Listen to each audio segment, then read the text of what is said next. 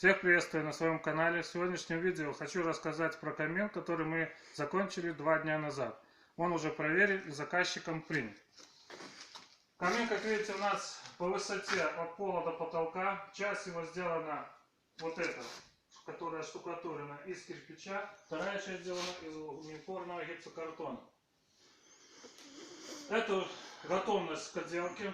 Здесь у нас будет еще стоять 2 бра. И будет стоять полка из дуба. В окончательном виде камин будет выглядеть вот так. То есть, когда мы закончим уже сами потолки, перейдем к облицовке, мы обязательно покажем вам это видео. А на сегодня все. Всем пока.